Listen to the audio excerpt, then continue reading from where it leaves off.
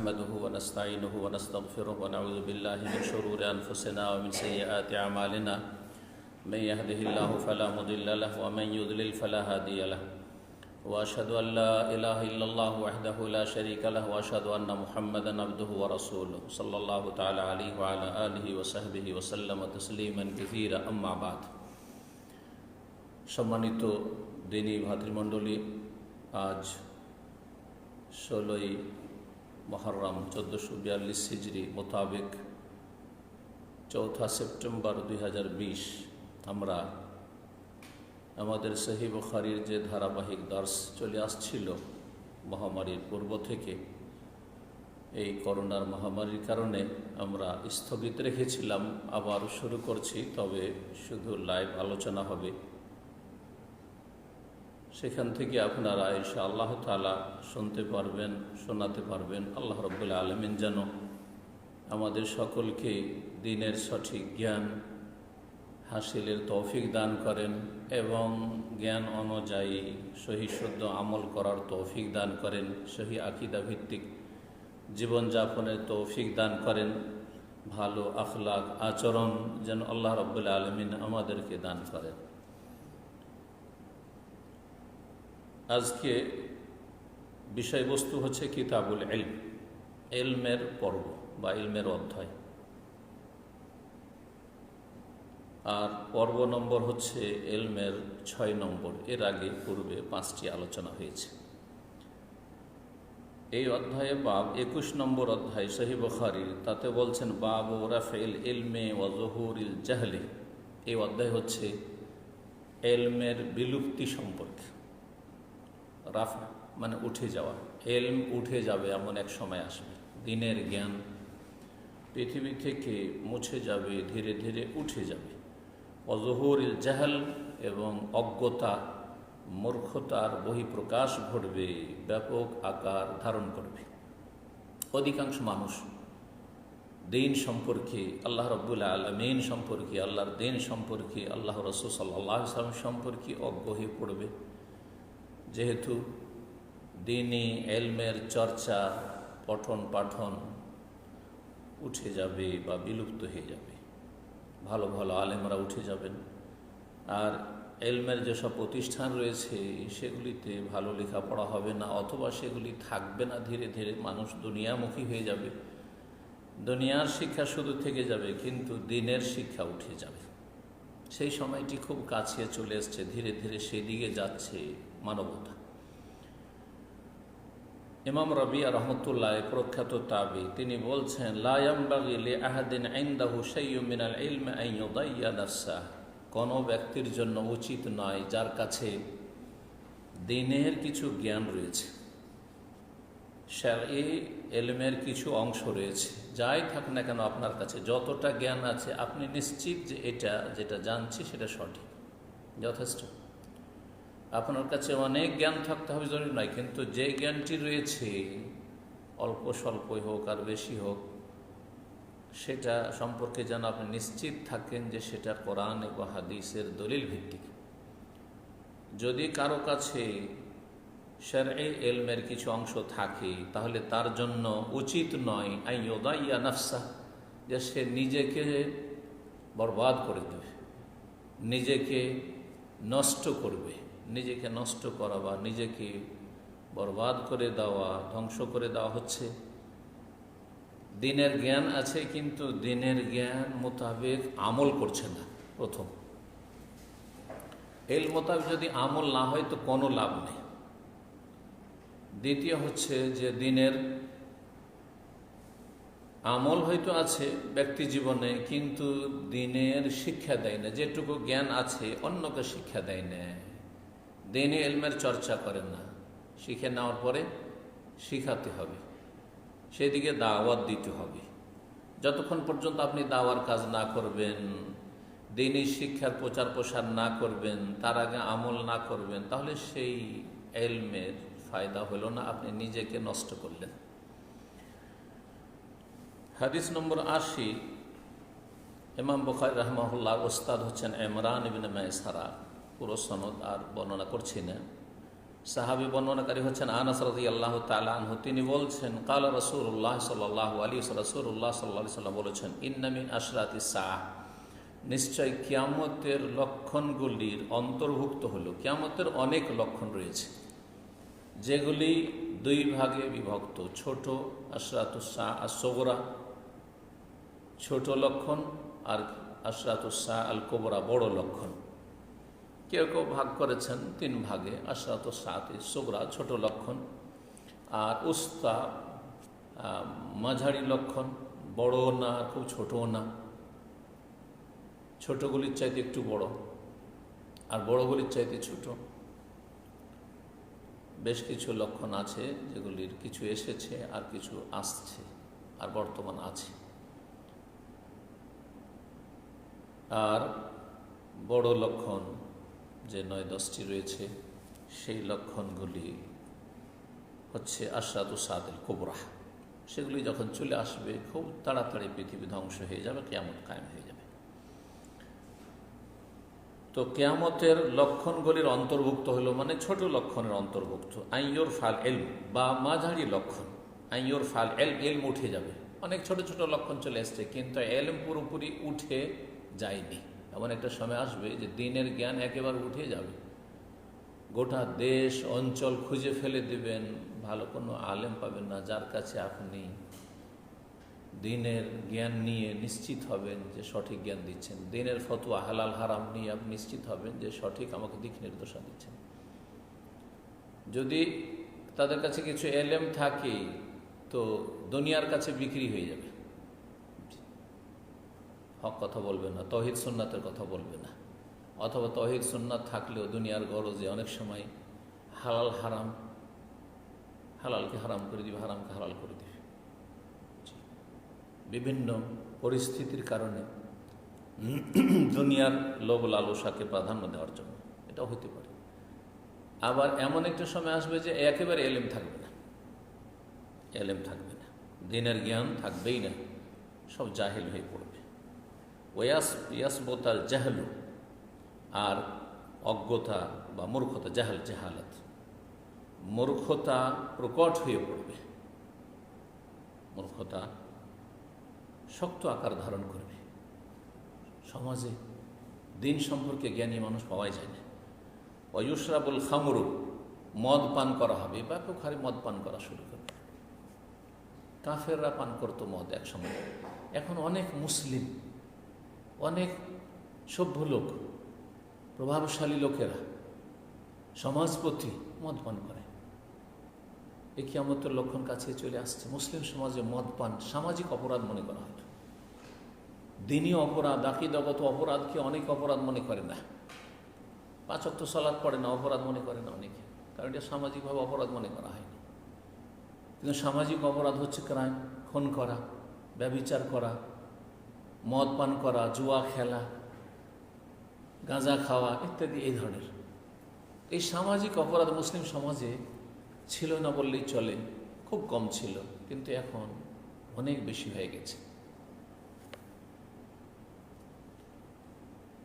ওয়াজহারু জেনা, এবং ব্যভিচার, জেনা ব্যাপক আকার ধারণ করবে। জেনা, জি, এই কিয়ামতের লক্ষণ চলে এসছে। এই পরকীয়া প্রেম আজকাল এত ব্যাপক আকার ধারণ করেছে। নিজের স্বামীকে ছেড়ে, সংসার ছেড়ে দিয়ে, বড় বড় ছেলে মেয়ে ছেড়ে দিয়ে উধাও হয়ে যাচ্ছে কারোর সাথে। এই সোশ্যাল মিডিয়ার ফিতনার যুগে সুবহানাল্লাহ, কি যে কোথায় গিয়ে ফেসে যাচ্ছে। আর অবিবাহিতাদের কথা তো বলতে হবে না, অবিবাহিতদের কথা তো বলতেই হবে না। বিবাহিতদের অবস্থা এরকম, স্ত্রীকে ছেড়ে দিয়ে বিবাহিত, অন্যের সাথে প্রেমে লিপ্ত, অন্যকে নিয়ে সংসার করছে, স্ত্রীর খোঁজ নেই না।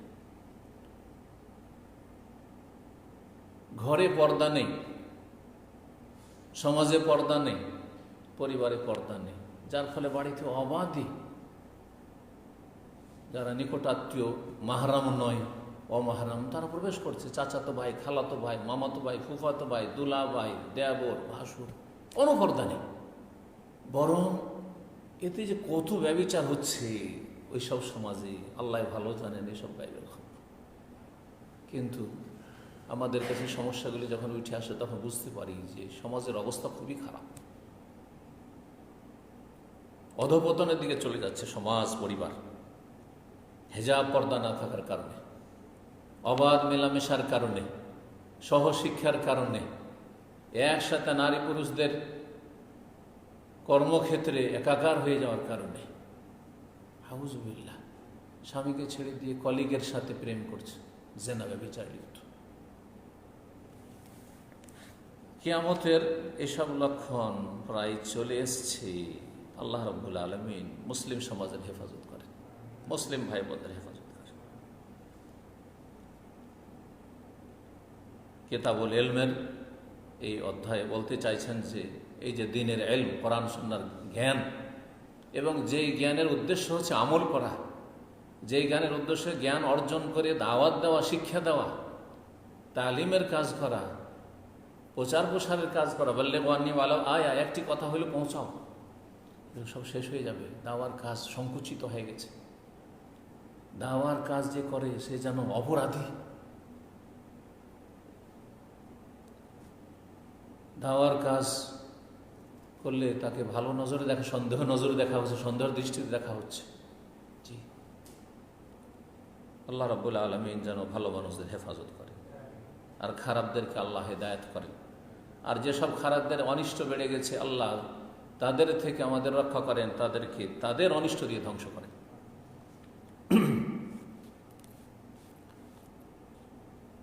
তারপরে হাদিস নম্বর 81, আনাস রাদিয়াল্লাহু তাআলা আনহু থেকে বর্ণিত, কাছাকাছি হাদিস, কিছু পার্থক্যের জন্য ইমাম বুখারী রাহমাহুল্লাহ নিয়ে এসেছেন, বাক্যের বা কিছু কথা অতিরিক্ত রয়েছে, সেই জন্য বলছেন তিনি, লা উহাদ্দিসান্নাকুম হাদিসান লা ইউহাদ্দিসুকুম আহাদুম বাদি, অবশ্যই অবশ্যই তোমাদেরকে এমন এক হাদিস বয়ান করব যে হাদিস আমার পরে তোমাদেরকে কেউ বয়ান করবে না, কেউ বর্ণনা করবে না, কারণ সেই হাদিসটি আমি জানি রাসূলুল্লাহ সাল্লাল্লাহু আলাইহি ওয়াসাল্লাম আমাকে বলেছেন। সামি'তু রাসূলাল্লাহ সাল্লাল্লাহু আলাইহি ওয়াসাল্লাম ইয়াকুল, আমি আল্লাহ রাসূল সাল্লাল্লাহু আলাইহি ওয়াসাল্লামকে বলতে শুনেছি। সরাসরি রাসূলুল্লাহ সাল্লাল্লাহু আলাইহি ওয়াসাল্লাম থেকে শুনে কেউ বর্ণনা করতে পারবে না। আনাস থেকে শুনে অন্যরা বর্ণনা করবে, ঠিক আছে, কিন্তু রাসূলুল্লাহ সাল্লাল্লাহু আলাইহি ওয়াসাল্লাম থেকে আমার পরে আর কেউ বর্ণনা করবে এটা তোমরা শুনতে পাবে না। কারণ আনাস রাদিয়াল্লাহু তাআলা আনহু অনেক বয়স পেয়েছিলেন, আয়ু পেয়েছিলেন। ৮০ হিজরির পরে প্রায় ৮৩ বা ৮৬ দিকে তার ইন্তেকাল। সুতরাং সেই জামানায় সাহাবায়ে কেরামদের সংখ্যা কমে গিয়েছিল। আর তিনি বাসরায় ছিলেন, বাসরাতে এমন কোনো বড় আলেম সাহাবী, প্রসিদ্ধ সাহাবী কেউ ছিলেন না। সুতরাং বলছেন যে হে বাসরাবাসী, যখনই হাদিস বর্ণনা করেন যে আমার পরে এই হাদিস রাসূলুল্লাহ সাল্লাল্লাহু আলাইহি ওয়াসাল্লাম থেকে সরাসরি কে বলবে, কালা রাসূলুল্লাহ, আমার পরে আর হয়তো শুনতে হবে না, অন্য কোনো মাধ্যম দিয়ে বলবে, কোনো তাবেঈ শোনাবি, কোনো সাহাবী থেকে শুনেছে, যেমন আমরা শোনাচ্ছি সনদ দিই। সামি'তু রাসূলুল্লাহ সাল্লাল্লাহু আলাইহি ওয়াসাল্লাম ইয়াকুল, আমি রাসূলুল্লাহ বলতে শুনেছি, ইন্না মিন আশরাতিস সাআতি, কিয়ামতের লক্ষণের অন্তর্ভুক্ত হচ্ছে আইয়াকিল্লাল ইলমু, এলেমের স্বল্পতা হয়ে যাবে। প্রথম দিকে এলেমের স্বল্পতা আসবে, এলেম কমে আসবে, একেবারে বিলুপ্ত হবে না। যেমন আজকাল এলেম কমে আসছে। দেখেন আজকে থেকে 30 বছর 40 বছর আগে, 50 বছর আগে চলে যান, যেই রকম বড় বড় আইম্মায়ে কেরাম, ওলামায়ে কেরাম ছিলেন, এখন আছে কি?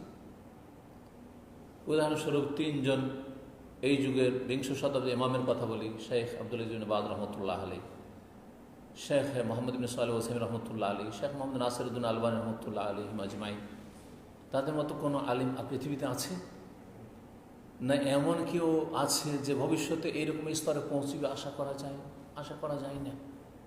তবে আল্লাহ রাব্বুল আলামিন আলা কুল্লি শাইইন কাদির, সর্বশক্তিমান, তিনি ইচ্ছা করলে হতে পারে, কিন্তু তেমন কোনো লক্ষণ দেখছি না।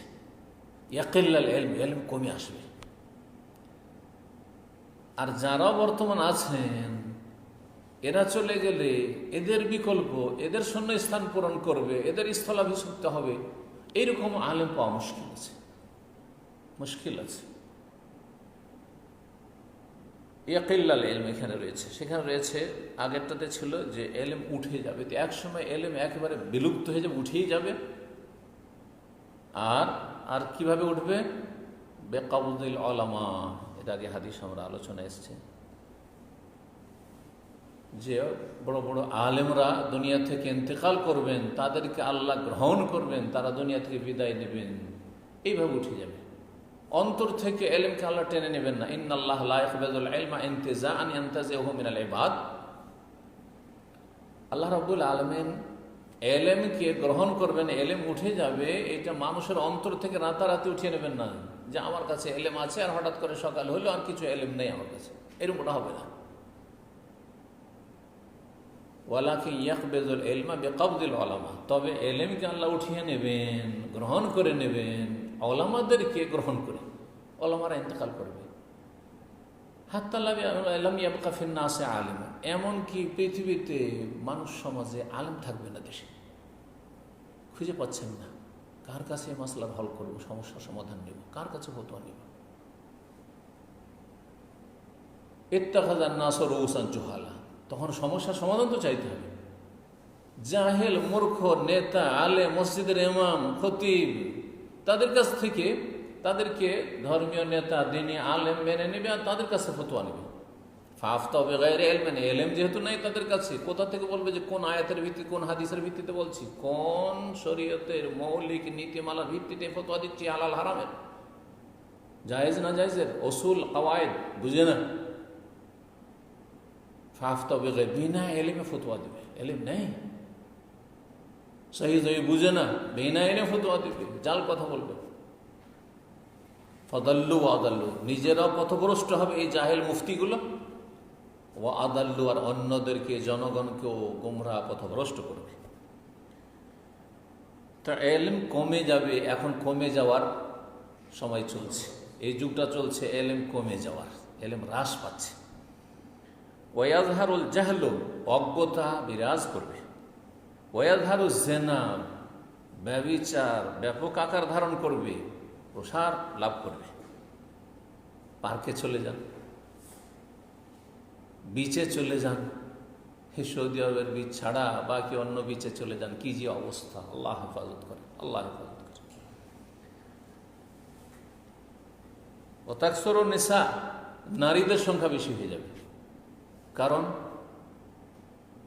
যুদ্ধ, লড়াই খুব বেশি হবে, যার ফলে লড়াইয়ে পুরুষরাই বেশি মারা যাবে।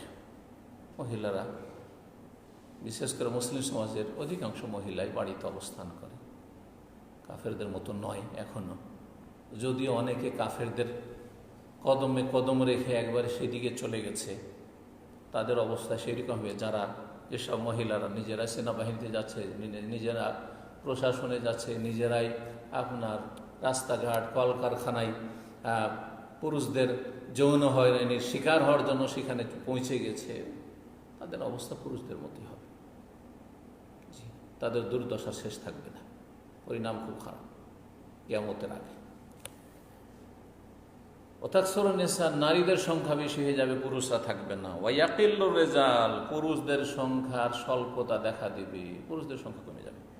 হাত্তা ইয়াকুনা লি 50 ইমরাতান আল কাইয়িমুল ওয়াহিদ, এমনকি 50 জন মহিলা একটি পরিবারে, একটা গোত্রে আছে, তাদের একজন অভিভাবক রয়েছে, বিয়ে দিতে হবে, 50 জন মহিলার অভিভাবক খুঁজলে ওই একজন পুরুষ পাওয়া যাচ্ছে। একটা গোত্রে 50 জন মহিলা আছে আর মাত্র একজন পুরুষ, সব পুরুষ মারা গেছে। এমনিতেও পৃথিবীর পরিসংখ্যান বলছে প্রায় দেশেরই যে ছেলে সংখ্যার চাইতে মেয়ে সন্তানের সংখ্যা, কন্যা সন্তানের সংখ্যা বেশি। এটা তো এই দিক থেকেও সংখ্যা বাড়ছে, আর পুরুষরা বিয়ে করছে না, মেয়েদের সংখ্যা আরও বাড়ছে, বিয়ে করছে না, 40-50 হয়ে বিয়ে করছে, বা লিভ টুগেদার করছে, বিয়ে করছে না, জেনা ব্যভিচার পতিতালয় থেকে কাজ সেরে নিচ্ছে, আউযুবিল্লাহ, গার্লফ্রেন্ড দিয়ে কাজ সেরে নিচ্ছে, বিয়ে করছে না, আউযুবিল্লাহ আউযুবিল্লাহ। এটা মুসলিম সমাজের চিত্র নয়, কাফের সমাজের চিত্র বলছি। বড় দুঃখের বিষয়। আল্লাহ মুসলিমদের হেফাজত করুক, ফিরে আসার তৌফিক দান করুক। আর এত বেশি মারামারি, হানাহানি, খুনাখুনি হবে যে 50 জন মহিলা আছে, কিন্তু তাদের দেখাশোনা করার জন্য শুধুমাত্র একটা পুরুষ। 82 নম্বর হাদিস। আন হামজা ইবনে আব্দুল্লাহ ইবনে উমার, হামজা বিন আব্দুল্লাহ বিন উমার, আব্দুল্লাহ বিন উমার রাদিয়াল্লাহু তাআলা আনহুমা ওয়া আনহুম, প্রখ্যাত সাহাবী, তার পিতা আমিরুল মুমিনিন, দ্বিতীয় খলিফা সাহাবী, খলিফা রাশিদ। তো এই আব্দুল্লাহ বিন উমারের ছেলে হামজা তাবি, তিনি বলছেন আন্না ইবনে উমার, তার পিতা ইবনে উমার রাদিয়াল্লাহু তাআলা আনহুমা কালা, বলেছেন সামি'তু রাসূলুল্লাহ সাল্লাল্লাহু আলাইহি ওয়াসাল্লাম কাল, আমি রাসূলুল্লাহ সাল্লাল্লাহু আলাইহি ওয়াসাল্লামকে বলতে শুনেছি, বাইনা আনা নাইমুন, আমি কোনো এক সময় একদিন শুয়েছিলাম, ঘুমিয়েছিলাম, উতিত বেকাদহে লাবানিন, আমার কাছে ঘুমন্ত অবস্থায় একটি দুধের পেয়ালা নিয়ে আসা হলো। কাদহুন পেয়ালা, দুধের পাত্র বা পেয়ালা নিয়ে আসা হলো। ফাশারিবতু, আমি পান করলাম। আমাকে বলা হলো যে দুধ পান করেন। আর নবী রাসূলগণের স্বপ্ন হচ্ছে ওহীর একটা ধরন, এমন করে পান করলাম, হাত্তা ইন্নী লা আরার রিয়া ইয়াখরুজু ফি আজফারি, আমি দেখতে পাচ্ছি যে আমার দুধ পান করে পরিতৃপ্তি আমার নখ দিয়ে প্রকাশ পাচ্ছে। মানে এত বেশি পান করেছি।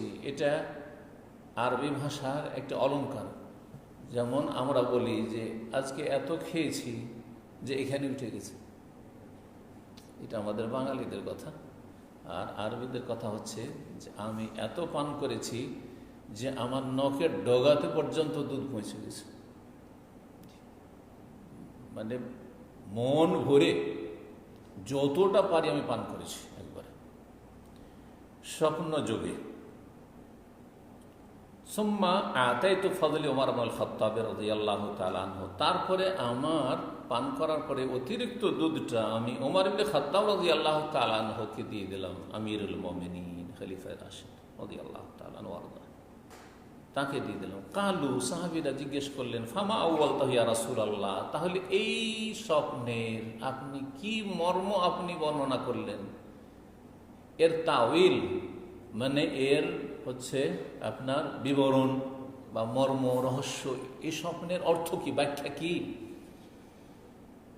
কালা, বললেন রাসূলুল্লাহ আল ইলম আউয়ালতুহু আল ইলমাহ, আমি এই স্বপ্নের ব্যাখ্যা করলাম কি, যে ইলম, যে আমার পরে জ্ঞান দেওয়া হয়েছে সবচাইতে বেশি দিন সম্পর্কে কাকে, ওমর ইবনে খাত্তাব রাদিয়াল্লাহু তাআলা আনহুকে। এই জন্য অন্য হাদিসে রয়েছে যে প্রত্যেক উম্মতে মুলহাম রয়েছে, মুলহাম রয়েছে, মানে যারা যে কথাগুলি বলেন বা সিদ্ধান্ত পেশ করেন, সেই সিদ্ধান্তটা আল্লাহর পক্ষ থেকে হয়ে থাকে। আল্লাহ তাদের জবান দিয়ে বলায় কথাটা সঠিক হয়, তাদেরকে আল্লাহ এই ক্ষমতা যোগ্যতা দিয়েছেন সৃষ্টিগতভাবে। প্রত্যেক উম্মতে কিছু এরকম আছে। আর আমার উম্মতে যদি কেউ মুলহাম হয়, কাউকে ইলহাম হয়, ইলহাম মানে এই নয় যেমন সুফিরা বলে থাকে ইলহামের মাধ্যমে শরীয়তের ধর্মকর্ম অনেক কিছু, আমাকে ইলহাম হয়েছে এখন চিল্লাই যেতে, আমাকে ইলহাম হয়েছে যে এই তরিকাতে 40 দিনে বেরোতে হবে, না না না না, ওইসব নয়। যেমন স্বপ্ন দিনের উৎস নয়, তেমনি কেউ বলবে আমার এলহাম, এলহাম দিনের উৎস নয় যে আপনি দিন নেবেন সেখান থেকে, ভালো করে মনে রাখবেন। কিন্তু কিছু জ্ঞানীগুণী ব্যক্তি রয়েছেন, ইয়ানজুরু বিনূরিল্লাহ, আল্লাহ রাব্বুল আলামিন তাদেরকে এমন জ্যোতি দিয়েছেন তাদের অন্তরে, তা দিয়ে তারা দেখেন বা চিন্তা করেন, যে কথাগুলি বলেন অধিকাংশ ক্ষেত্রে তারা সঠিক সিদ্ধান্ত উপনীত হতে পারেন, সঠিক কথা বলেন। যেমন ওমর রাদিয়াল্লাহু তাআলার জিন্দেগিতে বেশ কিছু ঘটনা রয়েছে, যে ঘটনাগুলি এখন বলার সময় নেই, সেজন্য বলবো না। বেশ কিছু ঘটনা রয়েছে যেখানে একটি প্রস্তাব রেখেছেন বা একটি মনের তার আকাঙ্ক্ষা পেশ করেছেন, আর তার অনুকূলে তার পক্ষে ওহী চলে এসছে, তার পক্ষে ওহী চলে এসছে। ওমর রাদিয়াল্লাহু তাআলা আনহুকে অনেক বেশি আল্লাহ রাব্বুল আলামিন দ্বীনের জ্ঞান দিয়েছিলেন। যে দুধ কেউ যদি স্বপ্নে দেখে, আজকেও যদি আমি আপনি দেখি, দুধের স্বপ্নে দেখেন যে দুধ পান করছি বা কেউ পান করছে, তো এর ব্যাখ্যা হচ্ছে কি? এলেম, যে দিনের এলেম। কেন কেন দুধ থেকে এলেম কি করে নিলেন? রহস্যটা শুনে স্বপ্নের বিবরণগুলি এইভাবে হয়ে থাকে। দুধ সবচাইতে উপকারী খাদ্য এবং পানীয়। খাবারও কাজ করে আর পানিরও কাজ করে। দুধের কোনোটাই আপনার অসার না। দুধকে যাই বানান না কেন সবটাই কাজে লাগে, তাই না? দুধ থেকে কত কি তৈরি হয় চিন্তা করেন আপনি। দুধ থেকে দই, মাখন, ঘি, আর হ্যাঁ কত কি আপনি বানাচ্ছেন আপনি। জি, তো দুধ দুধ অত্যন্ত উপকারী। এই জন্য দুধ পান করে দোয়া শিখেছেন রাসূলুল্লাহ সাল্লাল্লাহু আলাইহি ওয়াসাল্লাম, আল্লাহ বারিক লানা ফিহি ওয়া জিদনা মিনহু। আল্লাহ আমার এই দুধে বরকত দাও আর ওয়া জিদনা মিনহু, এটা আরো বেশি দাও। পক্ষান্তর অন্য খাবার আপনি যত ঘি পোলাও খান না কেন, হ্যাঁ যতই কিছু ভালো আপনি খান না কেন, কি বলবেন? আল্লাহ বারিক লানা ফি ওয়া আত'ইমনা খায়রা মিনহু। আল্লাহ আমার এই খাবারে বরকত দাও এবং এর চাইতে ভালো খাবার খাও, এর চাইতে ভালো খাবার দাও। আত'ইমনা খায়রা মিনহু। দুধ মানুষের জন্য অত্যন্ত উপকারী। এই জন্য আল্লাহ রাব্বুল আলামিন মাতৃগর্ভ থেকে যে শিশু ভূমিষ্ঠ হচ্ছে তার প্রধান খাদ্য কি করেছেন? দুধ। আল্লাহু আকবার, দুধ কত পুষ্টিকর খাবার। ঠিক তেমনি দিনের জ্ঞান পুরোটাই উপকারী। দিনের জ্ঞানের আপনি আকীদা তৌহিদের ইলম হাসিল করেন, তাফসীরের ইলম হাসিল করেন, হাদিসের ইলম হাসিল করেন, ফিকহের ইলম হাসিল করেন, উসুলুল হাদিস, উসুলুল ফিকহ, মুসতালাহুল হাদিস আপনি পড়েন। আপনি দিন শিখার জন্য আরবি ভাষা পড়েন, দিন শিখায় সহযোগী হবে বলে আপনি বালাগাত, ইলমুল বালাগা পড়েন, ইলমুন নাহু ওয়াস সারফ পড়েন, গ্রামার পড়েন, যাই পড়েন না কেন সব উপকারী, সব উপকারী। দিন যে শিখে তারও উপকার হয়, যে শিখায় তারও উপকার হয়, যে প্রচার করে প্রসার করে তারও উপকার হয়, যে যেইভাবে অংশ নেয় না কেন। এই দিনের এলমগুলো যে প্রচার প্রসারে যেইভাবে অংশ নিচ্ছেন আজকাল সোশ্যাল মিডিয়া, সে উপকৃত দুনিয়া আখিরাতে। আপনার মাধ্যমে আমার মাধ্যমে কেউ যদি হেদায়েত হয়, আমি আপনি দুনিয়া থেকে চলে যাব, কিন্তু ওই লোক দিয়ে হয়তো হাজার হাজার লোক, আমার দ্বারা একটা লোক হেদায়েত হয়েছে, কিন্তু ওই লোক দিয়ে, যেই লোক আমার মাধ্যমে আপনার মাধ্যমে হেদায়েত হয়েছিল, সেই লোকের মাধ্যমে হাজার হাজার লোক দিন শিখেছে, হেদায়েত হয়েছে। তাহলে আমার খাতায় এইভাবে করতে করতে আমার ওপরে যা রয়েছে, আমাকে যারা শিখিয়েছে, আর সর্বপ্রথম শিখিয়েছেন মুহাম্মদ রাসূলুল্লাহ সাল্লাল্লাহু আলাইহি ওয়াসাল্লাম। এই জন্য পুরো উম্মতের ইলম, আমল আর দাওয়াত সবগুলি এসেছে কোত্থেকে? সৈয়দুল মুরসালিন খাতাবুন নবী রাসূলুল্লাহ সাল্লাল্লাহু আলাইহি ওয়াসাল্লাম থেকে। সুতরাং এক অংশ সমান সমান কার খাতায় চলে যাচ্ছে? রাসূলুল্লাহ সাল্লাল্লাহু খাতায় চলে যাচ্ছে, বলার প্রয়োজন নেই। সুতরাং ওই বেদাতি তরিকা অবলম্বন করবেন না যে ওয়াজ মাহফিলে, তফসির মাহফিলে আমাদের বেদাতি হুজুররা শিখিয়েছে। হে আল্লাহ, 5 দিন ধরে যে তফসির মাহফিল করলাম, আল্লাহ তোমার নবীর পাকের রওজায় পৌঁছিয়ে দাও। কোথায় পেলে এসব কথা? কোথায় পেলে এসব কথা? তোমার নিজের জন্য রাখো, তুমি বেশি মুখাপেক্ষী নেকির। একটা নেকির জন্য ফেসে যাবে, একটা গোনা তোমাকে ফাঁসিয়ে দিতে পারে। সুতরাং গোনার বোঝা হালকা করো, নেকির বোঝা ভারী করো। আর রাসূলুল্লাহ সাল্লাল্লাহু আলাইহি ওয়াসাল্লামের জন্য পাঠাবার দরকার নেই, সব বিদাতি দোয়া শিখাবেন না জাতিকে। এই ইসলামগুলোকে, যেগুলো ইসলাম নয়, অনইসলামিক কথাগুলোকে চিহ্নিত করার জন্য কোরআন সুন্নাহর দায়ীদেরকে, আলেমদেরকে গাল খেতে হয়। যারা গাল দিচ্ছেন ভালো করে মনে রাখেন, একদিন ভালো করে বুঝতে পারবেন। জি, সেই দিন হাসরের মাঠে ফয়সালা হবে।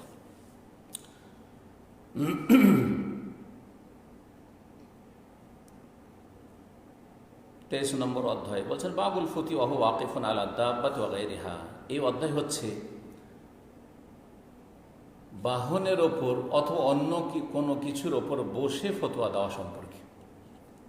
বাহনে বসে, সেই বাহন আপনার ওঁট হোক আর ঘোড়া হোক আর গাধা হোক আর খচ্চর হোক, প্রাচীন যুগের বাহন, অথবা বাস ট্রেনে হোক, আপনার প্রাইভেট কারে হোক। অনেকে আজকাল প্রাইভেট কারে বসে লাইভ দিচ্ছেন, দিনের জ্ঞান বা প্রশ্নের উত্তর দিচ্ছেন। আলহামদুলিল্লাহ। যদি কেউ আপনাকে জিজ্ঞেস করে যে আপনি যে গাড়িতে বসে বসে এই যে ড্রাইভিং করছেন, বা আপনি বসে আছেন গাড়িতে আর আপনি এই লাইভে প্রশ্ন উত্তর দিচ্ছেন, এটা জায়েজ, এটা বিদআত? বলছে দেখো নবী সাল্লাল্লাহু আলাইহি ওয়াসাল্লাম করেছেন। তাই ইমাম বুখারী রাহিমাহুল্লাহ যে অধ্যায়গুলি নিয়ে এসেছেন, এগুলি আমরা আমার বাস্তব জীবনে সেগুলিকে কী করতে পারবো, ফিট করতে পারবো। এরোপ্লেনে বসে যদি সম্ভব হয় যে সেখানে নেটওয়ার্ক পাচ্ছেন আপনি, তাহলে আপনি সেখানে প্রশ্নের উত্তর দিচ্ছেন, অথবা দিন শিখাচ্ছেন সেখানে অনলাইনে, অসুবিধা নেই। যে কোনো জায়গায় থেকে, জি, আপনি পানি জাহাজে আছেন, সেখানে আপনি পানিপথে সফর করছেন, সেখানে আপনি প্রশ্ন উত্তর দিচ্ছেন আপনি। তো ফতোয়া দেওয়া অথবা জ্ঞান দান করা, ওয়াকিফুন আলা দাব্বাতে, বাহনের ওপর চেপে, দাব্বা এটা হচ্ছে কোনো প্রাণী বা বাহন, অথবা অগাইরা অন্য বাহন, অন্য কোনো বাহন হতে পারে যুগোপযোগী। এর দলিল রাসূলুল্লাহ সাল্লাল্লাহু আলাইহি ওয়াসাল্লাম করেছেন। আন আব্দুল্লাহ বিন আমর ইবনে আল-আস, আর আব্দুল্লাহ বিন আমর আল-আস রাদিয়াল্লাহু তাআলা আনহু থেকে বর্ণিত, আন্না রাসূলুল্লাহ সাল্লাল্লাহু আলাইহি ওয়াসাল্লাম ওয়াকাফা ফি হাজ্জাতিল ওয়াদা বিমিনা লিন-নাস। রাসূলুল্লাহ সাল্লাল্লাহু আলাইহি ওয়াসাল্লাম বিদায় হজের বছর মেনায় জনগণের উদ্দেশ্যে দাঁড়ালেন এক জায়গায়। ওয়াকাফা বা অবস্থান করলেন। ওয়াকাফা অবস্থান করা, কখনো দাঁড়ানোকে বলা হয়, কখনো থামাকে বলা হয়। হ্যাঁ, এই জন্য আজকাল ওয়াকাফা দাঁড়ানোর অর্থে ব্যবহার না করে বলছে মৌকিফ। আপনার গাড়ির পার্কিং কি, গাড়ি সে দাঁড়ানোর অর্থ সেখানে নিতে পারেন যে গাড়ি সেখানে দাঁড় করার জায়গা, সেই জন্য। অথবা গাড়ি থামানোর জায়গা ওয়াকাফা, কিফ মানে থামো। রাস্তায় লেখা থাকছে না কিফ মানে স্টপ, সৌদি আরবে লেখা থাকছে ইংরেজিতে স্টপ, আর কিফ মানে থামো। ওয়াকাফা থেকে আমার এসছে। তো রাসূলুল্লাহ সাল্লাল্লাহু আলাইহি ওয়াসাল্লাম বিদায় হজে মেনায় জনগণের উদ্দেশ্যে অবস্থান করলেন, দাঁড়ালেন অথবা থামলেন, যাই বলেন। ইয়াসআলুন, লোকেরা জিজ্ঞাসা করতে শুরু করলেন, লোকজনের মাসলা মাসাইলের উত্তর দেওয়ার জন্য, ফতোয়া দেওয়ার জন্য। তাহলে আলেমদের ফতোয়া দেওয়া এটি রাসূলুল্লাহ সাল্লাল্লাহু আলাইহি ওয়াসাল্লামের সুন্নাত। প্রশ্ন উত্তর পর্ব করা রাসূলুল্লাহ সাল্লাল্লাহু আলাইহি ওয়াসাল্লামের সুন্নাত। সেটা যুগোপযোগী। আজকাল আপনি আপনি মাইকে করছেন, অথবা আপনি সোশ্যাল মিডিয়াতে করছেন, যেইভাবে করছেন, অডিওতে করছেন, ভিডিওতে করছেন, যেভাবে আপনার সুবিধা হয়। দুনিয়ার পার্থিব যেসব উপায় উপকরণ রয়েছে, সেগুলি আল্লাহ রাব্বুল আলামিন মুমিনদেরকে ব্যবহার করতে বলেছেন। বরং মুমিনরা বেশি অধিকার রাখে পার্থিব এবং পারলৌকিক নিয়ামত ভোগ করার ক্ষেত্রে। আল্লাহ কোরআনে কারীমে বলেছেন। জি, ফাজা রাজুলুন ফাকালা, একজন লোক আসলো, এসে বলল, লাম আশউর ফাহালাকতু ক্বাবলা আন আযবাহ, আমি বুঝতে পারিনি, মানে মাসলা জানা ছিল না। ফাহালাকতু ক্বাবলা আন আযবাহ, জবাই করার আগে মাথা মুন্ডন করে ফেলেছি, জবাই করিনি, আগে মাথা মুন্ডন করে ফেলেছি। 10 তারিখের যে কাজগুলি রয়েছে, 4-5টি কাজ রয়েছে, তার মধ্যে আগে পরে করে দেওয়া, তরতিব বা পর্যায়ক্রম বজায় রাখা হচ্ছে সুন্নাত মুস্তাহাব। আর কেউ যদি এটা আগে পরে করে দেয় তো জায়েজ, আগে পরে করে দেয় তো জায়েজ। এর দলিল আসছে, এই দলিলগুলি একটা হাদিস, 2টো হাদিস সামনে আছে। আমি বুঝতে পারিনি, সুতরাং আমি কি করেছি, আমি কুরবানি জবাই করার আগেই মাথা মুন্ডন করেছি। আগে কি করতে হবে, আগে তরতিবগুলো বলে দিতে হলে। প্রথম কাজ হাজী সাহেবের 10 তারিখে সকালে যখন মুজদালিফা থেকে পৌঁছিল, এসে আসার পরে কি করবে, বড় জামরায় 7টি পাথর মারবে, 1 নম্বর কাজ। 2 নম্বর কাজ হচ্ছে কোরবানি করবে। যদি নিজের কাজে, কোরবানি নিজের হাতে যদি করে তাহলে কোরবানি করবে। আর আজকাল পয়সা জমা করেছে ব্যাংকে, কাউকে ওকিল বানিয়ে দিয়েছে, তাহলে অসুবিধা নেই, কোরবানি 4 দিন পর্যন্ত জায়েজ, 10, 11, 12, 13 পর্যন্ত। 3 নম্বর কোন কাজটি করবে, হ্যাঁ, মাথা মুন্ডন, জবাইয়ের পরে মাথা মুন্ডন। 4 নম্বরে কোন কাজটি করবে, বাইতুল্লাহর তওয়াফে ইফাদা বা তওয়াফে জিয়ারা করবে, তওয়াফে ফরজ, তওয়াফে রুকুন, মেলাগুলির নাম, তওয়াফে হজ, এটি 5টি নাম।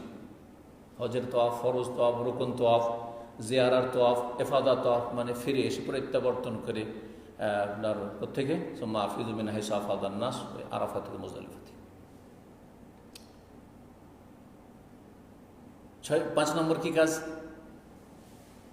5 নম্বর কাজ হচ্ছে সাফা মারওয়ার সাই করবে যদি সাই বাকি থাকে বা হজে তামাত্তু করে থাকে। তো এই হাদিসে রয়েছে যে রাসূলুল্লাহ সাল্লাল্লাহু আলাইহি ওয়াসাল্লাম বিদায় হজে মেনায় জনগণের উদ্দেশ্যে অবস্থান করলেন এক জায়গায়, সেই সময় বাহনের ওপর চেপেছিলেন। অন্য হাদিসে স্পষ্ট এসে, এই হাদিসটা এসে কথাটি অস্পষ্ট রয়েছে। একজন লোক এসে জিজ্ঞেস করলো, ইয়া রাসূলুল্লাহ, আমি বুঝতে পারিনি আমি জবাই করার আগে মাথা মুন্ডন করে ফেলেছি। রাসূলুল্লাহ বলে, ইজবাহ ওয়ালা হারাজ, জবাই করো, কোনো অসুবিধা নেই, কোনো আপত্তি নেই, কোনো দোষ নেই। হারাজ মানে সংকীর্ণতা, দিনে কোনো সংকীর্ণতা নেই, কোনো দোষ নেই। ফাজা আখার, দ্বিতীয় জন আসলো, এসে বলল, লাম আশুর ফানাহারতু ক্বাবলা আন আরমি, আমি বুঝতে পারিনি আমি জবাই করে ফেলেছি কোরবানি কঙ্কর মারার আগে। আগে কঙ্কর মারতো তারপরে জবাই, আমি আগেই কি করেছি? জবাই করে ফেলেছি। কালা এরমে ওয়ালা হারাজ, এখন কঙ্কর মেরে নাও, ওয়ালা হারাজ, কোনো অসুবিধা নেই বা দোষ নেই। ফামা সুইলা নবী সান শাইইন কুদ্দামা ওয়াল আখির ইল্লা কালা ইফআল ওয়ালা হারাজ। নবী সাল্লাল্লাহু আলাইহি সাল্লামকে যে কোনো বিষয় সম্পর্কে জিজ্ঞাসা করা হয়েছিল সেই দিন, যেটা আগে অথবা পরে করা হয়েছে, আগে করতে হয় পরে করা হয়েছে, পরে করতে হয় তো আগে করে দেওয়া হয়েছে, প্রত্যেকের উত্তর বলেছেন ইফআল ওয়ালা হারাজ, যেটা বাকি আছে সেটা করে ফেলো, ওয়ালা হারাজ, কোনো দোষ নেই, কোনো আপত্তি নেই। তো যে মাসআলাটি বলছিলাম সেটা হচ্ছে যে এই যে 5টি কাজ, এতে তারতিব হচ্ছে উত্তম, মুস্তাহাব, সুন্নাহ, ওয়াজিব, ফরজ নয়। সুতরাং তরতিবের খেলাফ যদি হয়ে যায়, এই সিরিয়ালের উল্টো পাল্টা যদি কেউ করে দেয়, তাতে দমও লাগবে না। যদি ওয়াজিবাতের মধ্যেকার হতো তাহলে দম দিয়ে ঘাটতি পূরণ করতে হতো, আর রকুন যদি ফরজ হতো তাহলে তাতে আমল নষ্ট হয়ে যাবে যতক্ষণ পর্যন্ত পুনরায় সেটা না করবে, এমনও নয়। তাই হজে যে কাজগুলি রয়েছে 3 ভাগে বিভক্ত করা যেতে পারে। এক হচ্ছে আরকান, রকুন, 2 হচ্ছে আপনার ওয়াজিবাত, আর তারপরে হচ্ছে বাকি সমস্ত কথা কাজ হচ্ছে সুন্নাত, মুস্তাহাব। তো এই তরতিবের খেয়াল রাখা, পর্যায়ক্রমে করা। প্রথম কাজ হচ্ছে বড় জামরাই পাথর মারা। 2 নম্বর কাজ হচ্ছে নিজ হাতে কোরবানি করলে কোরবানি করার, কাউকে ওকিল বানিয়ে দিলে ও যখন করবে সুবিধা, 4 দিনের মধ্যে হইলেই হলো, হোক আর না হোক খোঁজ খবর নেওয়া। আমার দেশের লোকের আবার কি করে, হাজিরা, আমার কোরবানিটা অমুক সময় হবে বলেছে, ততক্ষণ অপেক্ষা করে থাকে, মাথা মুন্ডন করা যাবে না। না না না, কোরবানি আমার কখন হবে জানতে চাই, আরে কোরবানি যখন হোক অসুবিধা নেই, আপনার ওইসব তলাশ করার কোনো প্রয়োজন নেই। 2 নম্বর কি বললাম? কোরবানি করা। 3 নম্বর হচ্ছে মাথা মুন্ডন করা। তারপরে আপনি প্রাথমিক হালাল হয়ে গেলেন, আপনি কি করবেন? আপনার এহরামের কাপড় পরে খুলে আপনি পরিষ্কার পরিচ্ছন্ন হয়ে যান, আপনার স্বাভাবিক কাপড় পরে নেন, আর তারপরে বাইতুল্লাহ চলে যান। বাইতুল্লাহ গিয়ে কাজ 4 নম্বর কাজ হচ্ছে বাইতুল্লাহর তওয়াফ করা। যে তওয়াফের নাম কয়েকটি বললাম, তওয়াফে এফাদা হাদিসের ভাষা, ফিকহের ভাষা হচ্ছে তওয়াফে জিয়ারা। হ্যাঁ, আর তারপরে এই তওয়াফকে বলা হয় তওয়াফে ফরজ, ফরজ তওয়াফ। এই তওয়াফকে তওয়াফে রুকুন বলা হয়, যেহেতু হজের রুকুন। এই তওয়াফকে তওয়াফে হজ, হজ এই তওয়াফ ছাড়া হবে না, সেজন্য তওয়াফে হজ বলা হয়। তাহলে এই তওয়াফের নাম হচ্ছে 5টি, জি, একই তওয়াফের নাম। রাসূলুল্লাহ সাল্লাল্লাহু আলাইহি সাল্লাম সেদিন বলেছে ইফআল ওয়ালা হারাজ। প্রথম বছর ছিল, মানুষের ভুল হতেই পারে, আর অনেক ভুল হয়েছে। সুতরাং এইরকম ক্ষেত্রগুলিতে রাসূলুল্লাহ বলছেন যেটা বাকি আছে করো, আর যেটা করেছো কোনো দোষ নেই। 24 নম্বর অধ্যায় বলছেন বাবুন মান আজাব আল ফুতিয়া বি ইশারাতিল ইয়াদি ওয়ার রাস। এই অধ্যায় হচ্ছে ওই ব্যক্তি সম্পর্কে, ওই আলেম বা মুফতি সম্পর্কে যে ফতোয়া দেয় হাতের ইশারায় অথবা মাথার ইশারায়। অর্থাৎ কেউ যদি, কোনো আলেম, কোনো মুফতি মাথার ইশারায় জায়েজ, জায়েজ নয়, হ্যাঁ, হাতের ইশারায় করো না, করিও না, হাতের ইশারায় যদি ফতোয়া দেয় তো ফতোয়া দেওয়া জায়েজ কি না, তো ইমাম বুখারী রাহমাহুল্লাহ সম্পর্কে মজহাবের মুকাল্লিদগুলো আমাদের সমাজের ভারত উপমহাদেশ বিশেষ করে যারা গোঁড়া মুকাল্লিদ আর ইমাম বুখারী বিদ্বেষী, তারা বলে যে তিনি গায়র ফকি ছিলেন না। যেমন এক জামাতি বলেছে যে আল্লামা আলবানী ফকি ছিলেন না, উনি মুহাদ্দিস। এই একই খুরের এরা মাথা মুন্ডা, একই খুরের, একই বাজারের, একই মার্কেটের এরা। জি হ্যাঁ, ইমাম বুখারী ফকি নয়, গায়র ফকি। আনাস আবু হুরায়রা ফকি নয়, এই বেয়াদবি করেছে, সাহাবায়ে কেরামদের অবমাননা করেছে এক শ্রেণীর গোঁড়া মুকাল্লিদগুলো। আর এক শ্রেণীর গোঁড়া মুকাল্লিদ বলছে আলবানী ফকি নয়, মুহাদ্দিস। জি, আল্লাহ এদের অনিষ্ট থেকে আমাদের জাতিকে যেন বেঁচে থাকার তৌফিক দান করেন এবং ফিরে আসার তৌফিক দান করেন। যারা এদের খপ্পরে পড়ে গেছে, আল্লাহ যেন তাদেরকে ফিরে আসার তৌফিক দান করেন। তো বলছিলাম যে ইমাম বুখারী রাহমাহুল্লাহ যদি ফকি না হবেন, তাহলে এই ফিকহের অধ্যায়গুলি কীভাবে কায়েম করেছেন? জি, ইমাম বুখারী রাহমাহুল্লাহ মুহাদ্দিসও ছিলেন, ফকিহও ছিলেন। জি, ফকি মানে এ নয় যে কারোর নামে শুধু একটা মজহাব দাঁড়িয়ে গেলে সে ফাঁকি হয়ে যায় আর বাকিরা কেউ ফাঁকি নয়। এটা যদি কেউ বুঝে থাকে তো সে এখন অন্ধকারে আছে। আব্দুল্লাহ বিন আব্বাস রাদিয়াল্লাহু তাআলা আনহুমা থেকে বর্ণিত, আন্না নবী সাল্লাল্লাহু আলাইহি ওয়াসাল্লাম সুইলা ফি হাজ্জাতিহি, নবী সাল্লাল্লাহু আলাইহি ওয়াসাল্লামকে জিজ্ঞাসা করা হয় তার হজে। তার হজ ছিল একটি হজ, বিদায় হজ, সেটি ছিল শেষ হজ, সেটি প্রথম হজ ইসলামের ইতিহাসে। ফাকাল যাবাহতু ক্বাবলা আন আরমি, আমি কঙ্কর মারার আগে জবাই করে ফেলেছি। আগে কি করতে হবে? কঙ্কর মারতে হবে, কিন্তু জবাই করে ফেলেছি। ফাআউমা বিয়াদি, হাতের দ্বারা ইশারা করলেন। কাল লা হারাজ, হাতের দ্বারা ইশারা করলেন, অসুবিধা নেই। ওয়াকাল, আরেকজন বলছে হালাকতু ক্বাবলা আন আযবা, আমি মাথা মুন্ডন করে ফেলেছি জবাই করার আগে। পাথর মেরেছে, কারণ মাথা মুন্ডন করে ফেলেছে জবাই করার আগে। ফাআউমা বিয়াদি, হাতের ইশারা করে বললেন ওয়ালা হারাজ, কোনো দোষ নেই, কোনো দোষ নেই, করো। তাহলে হাতের ইশারা করে অথবা মাথার ইশারা করে কি করা যাবে? ফতোয়া দেওয়া যাবে। কিন্তু একটি শর্ত হচ্ছে ইশারা মফহুমা হইতে হবে, মানে এমন ইঙ্গিত হইতে হবে যেটা মানুষ বুঝতে পারে, বুঝতে পারে। জি, আর যেই ইঙ্গিতটা, যেই মাথার ইশারা বা হাতের ইশারাটা যেইভাবে যেই সমাজের লোকেরা বুঝে। জি, বাঙালি সমাজ আলাদা, কেরালা সমাজ আলাদা। আপনাদের উদাহরণ বলি, এখানে প্রবাসে থেকে দেখেছেন, হ্যাঁ, আমরা যদি হ্যাঁ করি তাহলে কি করব আমরা বাঙালিরা? হ্যাঁ, তাই না? মাথা এইভাবে ঝুঁকালে হ্যাঁ হইল, কিন্তু কেরালাদের হ্যাঁ মানে এটা হচ্ছে উল্টা হয়ে গেল না? বাঙালিদের কাছে এইরকম করা মানে না না। তাহলে বোঝা গেল যে ইঙ্গিতটা, ইশারাটা যাকে বোঝাচ্ছেন ইশারা করে সে কি বুঝছে। আর আপনার ইশারাটা অস্পষ্ট না হয়, ইশারা যদি উপলব্ধি করতে পারে, বোধগম্য হয়, তাহলে সেটা কথার বিকল্প, সেটা হচ্ছে কথা অথবা কাজের বিকল্প। কেউ যদি ইশারা করে তাহলে কি বুঝবেন? মানে খুন করবে সে। জি হ্যাঁ, জি হ্যাঁ, আছে এর হাদিসে আপনার সাদ বিন মুআয রাদিয়াল্লাহু তাআলা আনহু হাদিস রয়েছে বনু কুরাইজাদের ক্ষেত্রে। জি, 85 নম্বর হাদিস, আবু হুরায়রা রাদিয়াল্লাহু তাআলা আনহু থেকে বর্ণিত, আনিন নবী সাল্লাল্লাহু আলাইহি ওয়াসাল্লাম, নবী সাল্লাল্লাহু আলাইহি ওয়াসাল্লাম বলেন, ইউকবাজুল ইলমু, ইলমকে গ্রহণ করে নেওয়া হবে। কে গ্রহণ করবেন? আল্লাহ ইলম উঠিয়ে নেবেন। ওয়ায়াজহারুল জাহলু, অজ্ঞতা বিরাজ করবে। ওয়াল ফিতানু, ফিতনাতুনের বহু বচন, বহুমুখী ফিতনা ব্যাপক আকার ধারণ করবে। ফিতনা, ইন্টারনেটের ফিতনা, সোশ্যাল মিডিয়াতে যতগুলি, ফেসবুকের ফিতনা, জি, আপনার যে কত ফিতনা রয়েছে, এই সব ফিতনাগুলি, ফিতনা, টেলিফোনের ফিতনা, ছোট ছোট ছেলে মেয়েদেরকে এখন সাবালক হয়ে উঠেছে, টেলিফোন ধরিয়ে দিয়েছেন, আর যেখানে সেখানে কি করে ফেলেছে। উধাও, মেয়ে খুঁজে পাচ্ছেন না, ছেলে কাকে নিয়ে উঠিয়ে নিয়ে চলে এসছে।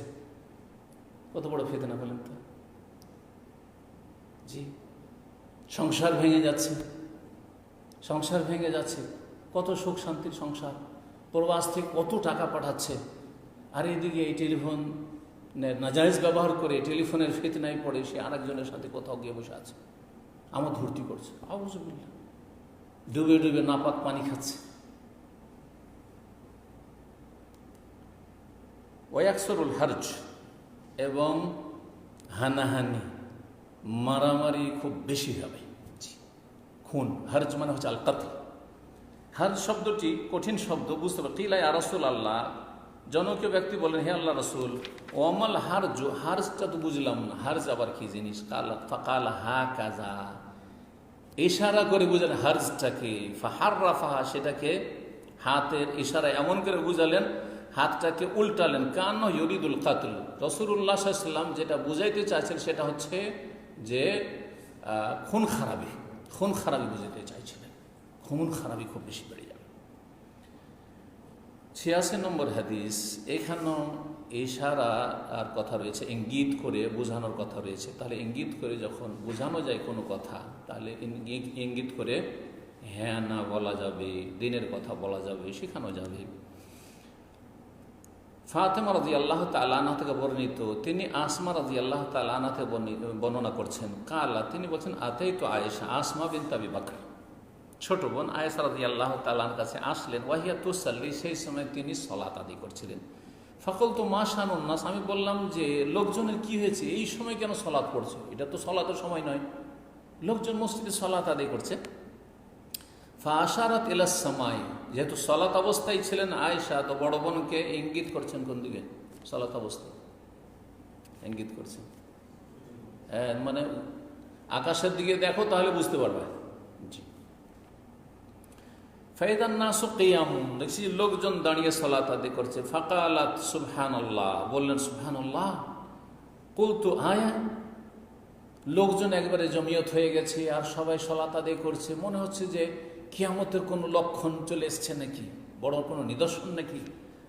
আয়া, একবারে মানুষ সবাই মসজিদে জমিয়ত হয়ে সালাত আদায় শুরু করেছে, তো এটি কোনো কিয়ামতের লক্ষণ নাকি। ফাআশারাত বিরাসিহা, তখন মাথা দিয়ে ইঙ্গিত করলেন, এই নাম। তাহলে এই হাদিসে হাতের ইশারা রয়েছে। জি, ওই হাত কি রয়েছে? হাতের ইশারা করেছিলেন প্রথম, তাই না? আয়েশা রাদিয়াল্লাহু তাআলা বললেন যে ফাআশারাত ইলাস সামা, হাত দ্বারা আকাশের দিকে ইশারা করেছেন। আর এখানে ইশারা করছেন কিসের দ্বারা? মাথার দ্বারা ইশারা করছেন। যখন বললেন কোনো নিদর্শন নাকি, কিয়ামতের লক্ষণ নাকি সালাত অবস্থায়, তাহলে এই ইশারা করলেন। জি, এই নাম, অর্থাৎ এর অর্থ ছিল হ্যাঁ। তাহলে হ্যাঁ এর ইশারা যেটা হয় সেটা হ্যাঁ। জি। ফাকুমতু, আমি তখন দাঁড়িয়ে গেলাম সালাতে।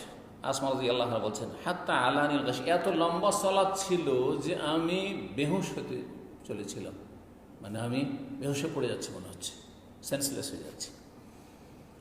আমার ওপর বেহুশি, বা জ্ঞানশূন্যতা কি করেছে, আমাকে ঢেকে ফেলেছে, এটা শাব্দিক অর্থ। ফাজে আলতো আসুব আলা রাসেল মাল, হুঁশ হতে একটু মনে হচ্ছে মাথা চক্কর দিয়েছে, বেহুশ হয়ে যাব। তখন আমি আমার মাথায় পানি ঢালা শুরু করি। তাহলে বোঝা গেল যে বেহুশ হতে যায়, তার মাথায় পানি ঢাললে কি হয়? সচেতন হয়। ফাহামেদ আল্লাহ নবী সাল্লাল্লাহু আলাইহি ওয়াসাল্লাম ওয়াসনা আলাইহি, নবী সাল্লাল্লাহু আলাইহি ওয়াসাল্লাম সালাত শেষ করলেন, তারপরে খুতবা দিলেন, আল্লাহর প্রশংসা করলেন এবং আল্লাহর গুণগান করলেন। সুম্মা কাল, বললেন, মা মিন শাইইন লাম আকুন উরিতুহু ইল্লা রাআইতুহু ফি মাকামি হাত্তাল জান্নাহ ওয়ান নার, এমন কোনো কিছু নেই যা আমি ইতিপূর্বে দেখলাম, এখন উরিতুহু, যা আমাকে ইতিপূর্বে দেখানো হয়নি, ইল্লা রাআইতুহু ফি মাকামি, এই জায়গায় আজকে আমি দেখতে পেলাম। ইতিপূর্বে যা আমি দেখিনি, আজকে তা দেখতে পেলাম। হাত্তাল জান্নাত ওয়ান নার, এমনকি জান্নাত জাহান্নাম আমি দেখতে পেলাম। রাসূলুল্লাহ সাল্লাল্লাহু আলাইহি ওয়াসাল্লাম যখন সূর্যগ্রহণের অবস্থায় সালাতুল কুসুফে ছিলেন, সূর্যগ্রহণের সালাতে, তখন তাকে কি দেখা হয়েছিল? জান্নাত জাহান্নাম, আরও কিছু বিভিন্ন আযাব এবং নিয়ামতের দৃশ্য, পারলৌকিক দৃশ্য দেখানো হয়েছিল। ফাউহিয়া ইলাইয়া, অতঃপর আমাকে ওহীও করা হয়েছে, রাসূলুল্লাহ সাল্লাল্লাহু আলাইহি ওয়াসাল্লামকে ওহীও করা হয়েছে। আন্নাকুম তুফতানুনা ফি কুবুরিকুম, নিশ্চয়ই তোমাদের পরীক্ষা করা হবে তোমাদের কবরে। কবরে পরীক্ষা না হবে মানে মুনকার নাকির এসে কি করবেন? সওয়াল করবেন, জিজ্ঞাসা করবেন, যে প্রশ্নগুলি, এগুলি হচ্ছে ফিতনাতুল কবর। এটা হচ্ছে ফিতনাতুল কবর, কবরের পরীক্ষা। ফিতনা মানে হচ্ছে ইমতিহান, পরীক্ষা। আর তারপরে আযাবুল কবর, অসৎ লোকের জন্য, পাপীর জন্য। আর নেক লোকের জন্য নাঈমুল কবর, কবরের নিয়ামত রয়েছে। শুধু কবরের আযাব নেই, আমাদের দেশের লোকেরা শুধু কবরের আযাবটা বলে, কিন্তু কবরের যে নিয়ামত রয়েছে, ভালো মানুষদের জন্য, ইমানদার সৎকর্মশীল আল্লাহভীরুদের জন্য, এটাও আমাদেরকে পাশাপাশি রাখতে হবে। তাহলে একটা ফিতনাতুল কবর, কবরের পরীক্ষা, আর তারপরে নাইমুল কবরে আযাবুল কবর, কবরের নিয়ামত অথবা নিয়ামতপূর্ণ জীবন অথবা আযাব শাস্তির জীবন। তোমাদেরকে কবরে পরীক্ষা করা হবে। রাসূলুল্লাহ সাল্লাল্লাহু আলাইহি সাল্লাম এই কথাটি বললেন সাহাবায়ে কেরামদেরকে। কেমন পরীক্ষা? ভয়াবহ পরীক্ষা। মিসলা আও করিবান লা আদরি আইয়াদা, মিসলা ফিতনাতিদ দাজ্জাল বলেছেন অথবা করিবান মিন ফিতনাতিদ দাজ্জাল বলেছেন। কালাত আসমা লা আদরি আইয়াজা কালাত আসমা, মনে নেই আসমা রাদিয়াল্লাহু তাআলা আনহা থেকে ফাতেমা রাদিয়াল্লাহু তাআলা আনহা যে বর্ণনা করছেন, তিনি বলছেন আমার ঠিক মনে নেই যে তিনি করিবান বলেছেন না মিসলা বলেছেন। কাছাকাছি অর্থ। করিবান মানে কাছাকাছি দাজ্জালের ফিতনার মতো, আর মিসল মানে দাজ্জালের ফিতনার অনুরূপ। লা আদরি আইয়াজা কালাত আসমা জি মিন ফিতনাতিল মাসিহিদ দাজ্জাল, মাসিহুদ দাজ্জালের ফিতনার মতো। যখন দাজ্জালের ফিতনা শুরু হবে, যে সেটা যেমন ভয়াবহ হবে, ঠিক তেমনি কবরে যে পরীক্ষা, এটাও ভয়াবহ, এত সহজ নয় সবার জন্য। ইমানদারদের জন্য খুব সহজ। ইমানদার মানে সত্যিকার ইমানদার, সৎকর্মশীল যারা, ইন্নাল্লাযিনা আমানু ওয়া আমিলুস সালিহাত, জি হ্যাঁ, তারা, তাদের জন্য ফালা খাউফুন আলাইহিম ওয়া লা হুম ইয়াহজানুন, তাদের কোনো ভয় নেই, চিন্তা নেই। কিন্তু বাকি যাদের খালাতু আমালান সালিহান ওয়া আখারা সাইয়্যান, নেকিও আছে, গুনাহ আছে, অথবা গুনার গুনাহ, পাপ আর পাপ, পাপের বোঝা অনেক বেশি, অথবা পাপই আছে, কুফর শিরকের অবস্থায় মারা গেছে, বড় শিরক বড় কুফরের অবস্থায়, বিদআতের অবস্থায় মারা গেছে, তাদের কি হবে? ফিতনাতুদ দাজ্জালের মতো ভয়াবহ সেই পরীক্ষা। ইউকালু, জিজ্ঞেস করা, মা ইলমুকা বিহাযার রাজুল, এই ব্যক্তি সম্পর্কে তোমাদের কতটা জ্ঞান ছিল? এই ব্যক্তি বলতে যখন একজন মানুষ কবরে জিজ্ঞাসা করা হচ্ছে, তখন তার ব্রেনে এই কথা আসবে যে তিনি কি, কার সম্পর্কে জিজ্ঞাসা করা হচ্ছে? রাসূলুল্লাহ সাল্লাল্লাহু আলাইহি ওয়াসাল্লাম সম্পর্কে জিজ্ঞাসা করা হচ্ছে। এখান থেকে আমাদের বলার প্রয়োজন নেই, কারণ কোন স্পষ্ট হাদিসে নেই যে ওখানে রাসূলুল্লাহ সাল্লাল্লাহু আলাইহি ওয়াসাল্লামকে দেখানো হবে, যে এই যে দেখছো না নবীকে, অথবা রাসূলুল্লাহ সাল্লাল্লাহু আলাইহি ওয়াসাল্লামের ছবি দেখানো হবে। হ্যাঁ, ছবি দেখানো হবে, টিভির পর্দার মতো করে দেখানো হবে। এসব কথা কল্পিত কথা, অনুমান ভিত্তিক কথা, হতে পারে নাও হইতে পারে। সুতরাং ওইসব কথাতে আমরা যাব না। বরং কোনো যদি বিখ্যাত ব্যক্তি থাকেন, খ্যাতিসম্পন্ন ব্যক্তি থাকেন, তাহলে আমরা ওনার নাম না নিয়েও বলতে পারি। বা প্রসঙ্গ যেটা চলছে, দিনের প্রসঙ্গ চলছে, প্রশ্ন চলছে আল্লাহ সম্পর্কে, আল্লাহ সম্পর্কে প্রশ্ন হইল মান রব্বুকা, তাহলে মা দীনুকা, তাহলে আর কার কথা জিজ্ঞেস করা হবে? নবীর কথা জিজ্ঞেস করা হবে। তাহলে এটা স্বাভাবিক, মানুষ বুঝছে। আমরা আলোচনা করি দেশের অবস্থা খুব খারাপ, দেশে শান্তি নেই, এই যে লোকটা আছে না, এই লোকটা অশান্তির কারণ। এতে লোকেরা কিন্তু বুঝে গেল কোন লোকটা, কথা বোঝা গেছে না? তাহলে যদি এটাই বুঝতে পারে মানুষ, তাহলে বুঝতে পারবে না যে কবরে কার সম্পর্কে জিজ্ঞাসা করে মা ইলমুকা বিহাযার রাজুল, ছবি দেখাইতে হবে, টিভির পর্দার মতো করে দেখাইতে হবে, বা নবী সাল্লাল্লাহু আলাইহি সাল্লামের খুলে দেওয়া হবে, সব দেখবে? না না না, কোনো জরুরি নেই। মা ইলমুকা বিহাযার রাজুল, এই ব্যক্তি সম্পর্কে তোমাদের কতটা জ্ঞান ছিল? ফাআম্মাল মুমিন আবিল মুকিন, মুমিন ব্যক্তি, মুমিন শব্দ বলেছেন, অথবা মুকিন ইয়াকিনকারী ব্যক্তি, যার দৃঢ় প্রত্যয় ছিল, যার দৃঢ় বিশ্বাস ছিল আল্লাহর প্রতি, আল্লাহর দ্বীনের প্রতি, আল্লাহ রাসূল সাল্লাল্লাহু আলাইহি ওয়াসাল্লামের প্রতি। মুকিন। লা আদরি বিআইয়িহিমা কালাত আসমা, আমার মনে নাই যে আসমা কি বলেছেন। তাহলে সন্দেহটা ফাতেমা থেকে, ফাতেমা তার সন্দেহ হয়েছে। জি, এই ফাতেমা রাসূলুল্লাহ সাল্লাল্লাহু আলাইহি ওয়াসাল্লাম, এই ফাতেমা নয়, অন্য ফাতেমা। জি, বলছেন যে ফায়াকুলু, মুমিন যদি হয় বলবে হুয়া মুহাম্মাদুর রাসূলুল্লাহ, হুয়া মুহাম্মাদুন হুয়া রাসূলুল্লাহ সাল্লাল্লাহু আলাইহি ওয়াসাল্লাম, তিনি মুহাম্মদ আল্লাহর প্রেরিত রাসূল। জাআনা বিল বায়িনাতি ওয়াল হুদা, যিনি সুস্পষ্ট দলিল এবং হিদায়াত নিয়ে এসেছেন। ফাআজাবনা ওয়াত্তাবানা, আমরা তার ডাকে সাড়া দিয়েছি, তার দাওয়াতে, এবং তার অনুসরণ করেছি। হুয়া মুহাম্মাদুন, তিনি মুহাম্মদ রাসূলুল্লাহ সাল্লাল্লাহু আলাইহি ওয়াসাল্লাম, সালাসান, তিনবার করে বলবে। ফায়ুকালু, তখন বলা হবে, এখানে সংক্ষেপ করে দেওয়া হয়েছে, প্রথম প্রশ্ন বলা হয়নি, তৃতীয় প্রশ্ন বলা হয়। তাহলে প্রথম প্রশ্ন কি হবে? মান রব্বুকা, তোমার রব কি? দ্বিতীয় প্রশ্ন কি হবে? মা দীনুকা, তোমার দিন কি? আগে পরে যেটি হোক না কেন। তৃতীয় প্রশ্ন কি হবে? মা মান নবিয়্যুকা বা মা হাযার রাজুল আল্লাযী বুইসা ফীকুম, অন্য রিওয়ায়াতে রয়েছে, এই রিওয়ায়াতে রয়েছে সহিহ বুখারী মা ইলমুকা বিহাযার রাজুল, ওনার সম্পর্কে তোমার কতটা জ্ঞান আছে? জি হ্যাঁ, যার মাধ্যমে আমি আল্লাহ দিন পাঠিয়েছেন। মালাইকা জিজ্ঞেস করছে আল্লাহ দিন পাঠিয়েছেন, মা ইলমুকা বিহাযার রাজুল। 3টি প্রশ্ন হয়ে গেল।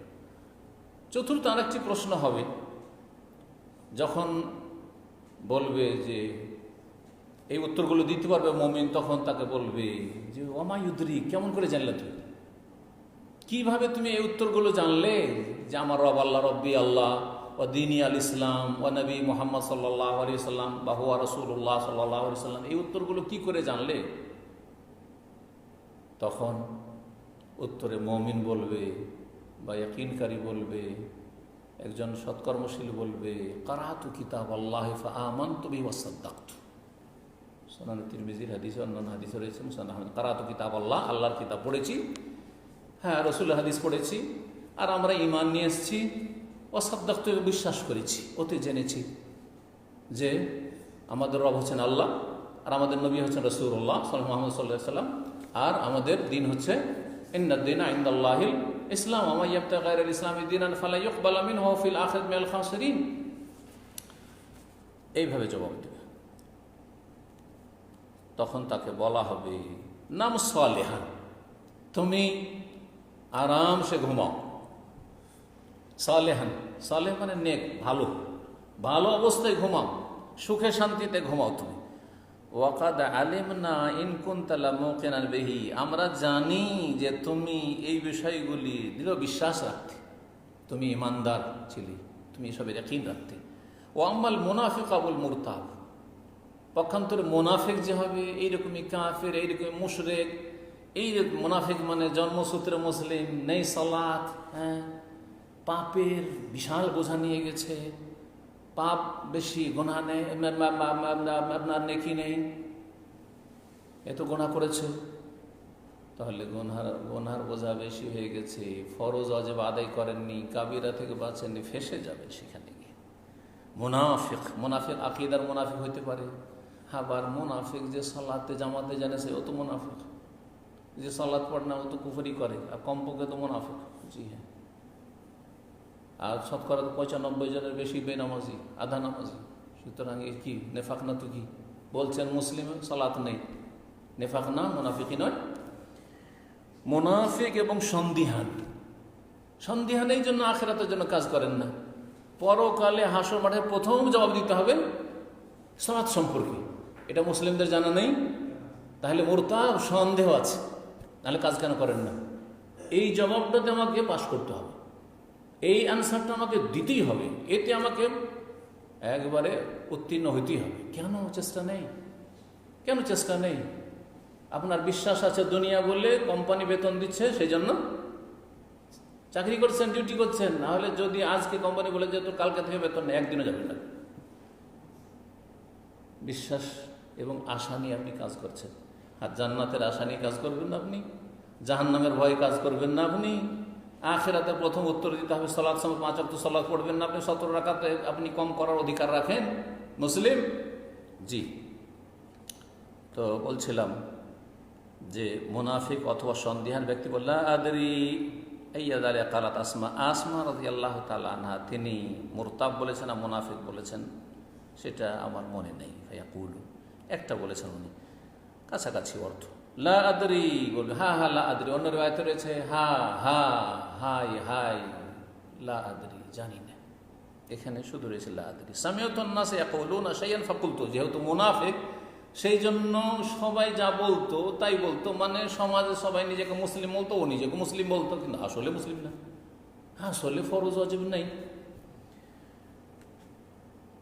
বলছেন সামিউতুন নাস ইয়াকুলুনা শাইআন, আমি লোকজনকে শুনতাম কিছু বলতে, ফাকুলতু আমিও বলতাম, লোকেরা বলতো যে মুসলিম, আমিও বলতাম আমি মুসলিম, ভাই মুসলিম। জাতিতে কি সবাই লিখাইতো মুসলিম, আমিও মুসলিম লিখাইতাম, ইসলামের খবর নেই। দেখা দেখে মুসলিম, না এল না আমল আর না কিছু, সূরা আসরের উপর আমল না করলে ক্ষতিগ্রস্ত।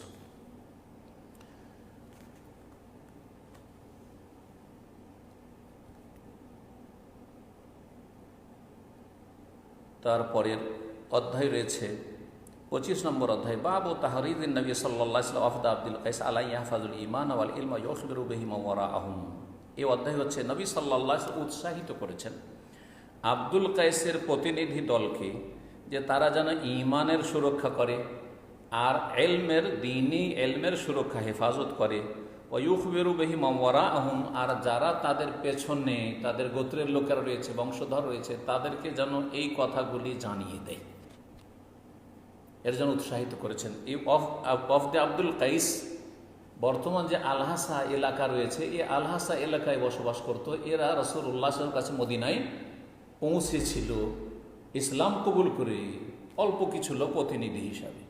তাদেরকে দিনের বেশ কিছু কথা বললেন আর বললেন যে এই কথাগুলি তোমরা সংরক্ষণ করো, এলেমগুলি আমল করো আর অন্যদেরকে পৌঁছাও, তোমাদের বংশধরকে। হাদিস বর্ণনা করেছেন আবু জামরা তাবি রহমতুল্লাহ আলাইহি, বলছেন কুনতু উতারজিমু বাইনা ইবনে আব্বাস ও বাইনান নাস, আমি অনুবাদকের কাজ করতাম, দোভাষীর কাজ করতাম আব্দুল্লাহ বিন আব্বাসের মাঝে আর অন্যান্য লোকজনের মাঝে। তিনি অন্য ভাষা মানে ফার্সি ভাষাও জানতেন। ফাঁকা আল্লাহ বলেন ইন্না ওয়াফদা আব্দুল কাইস আতাউন নবী সাল্লাল্লাহু আলাইহি ওয়াসাল্লাম, আব্দুল কাইসের গোত্রের প্রতিনিধি দল নবী সাল্লাল্লাহু আলাইহি ওয়াসাল্লামের কাছে আগমন করল মদিনায়। ফাঁকা আল্লাহ, তখন রাসূলুল্লাহ বললেন মানিল ওয়াফদ, এই প্রতিনিধি কোত্থেকে, আও মানিল কওম, এই সম্প্রদায় কোথা থেকে এসছে। কালু রাবিয়া, এই হচ্ছে আমরা হচ্ছি রাবিয়া বংশের লোক। ফাকাল মারহাবান বিল কওম আও বিল ওয়াফদ গায়রা খাজায়া ওয়ালা নাদামা, স্বাগতম এই সম্প্রদায়কে বা এই প্রতিনিধিকে, না কোনো লাঞ্ছনা রয়েছে না কোনো অনুশোচনা রয়েছে, লজ্জা রয়েছে না, আপনারা লজ্জিত না লাঞ্ছিত, সসম্মানে এখানে অবস্থান করবেন এবং সসম্মানে আপনারা পৌঁছেছেন, আলহামদুলিল্লাহ। কালু, তখন তারা বলল ইন্না নাতিকা মিন শুক্কাতিন বাইদা, হে আল্লাহ রসুল আমরা অনেক দূর থেকে এসেছি। শুক্কাতিন বাইদা ওয়ালাকিন বাওদাত আলাইহিমুশ শুক্কা, এই শুক্কা কথাটি সূরা তওবাতে রয়েছে, দূরত্ব। অনেক দূর থেকে আমরা এসেছি, অনেক দূর দূরান্ত থেকে এসেছি। কোথা থেকে? সুবহানাল্লাহ, কত দূর এখান থেকে, আল-আজহার থেকে মদিনা 1200 কিলোমিটারের বেশি, 1200 কিলোমিটারের বেশি হয়। ওয়াবাইনানা ওয়াবাইনাকা হাযাল হাই মিন কুফার মুদার, আমাদের মাঝে আর আপনার মাঝে এই যে গোত্রেও বা বংশ রয়েছে মোদার কাফেরদের। মোদার, এই মোদার কাফেররা নাজদে বাস করত। নাজদ এলাকা আল খাজ থেকে শুরু হয়, যেটা আল-আজহা থেকে গেলে আল খারজ রাস্তায় পড়ে কাছাকাছি। আল খারজ রিয়াজ থেকে আল কাসিম পর্যন্ত যতগুলি শহর রয়েছে সব নাজদের এলাকা। এসব হচ্ছে নাজদের। নাজদ মানে হচ্ছে উঁচু এলাকা, আমাদের দেশে বরিন্দ্র এলাকা বলে। হ্যাঁ, বরিন্দ্র এলাকা, আপনাদের নওগাঁ এলাকাতে বরিন্দ্র এলাকা রয়েছে।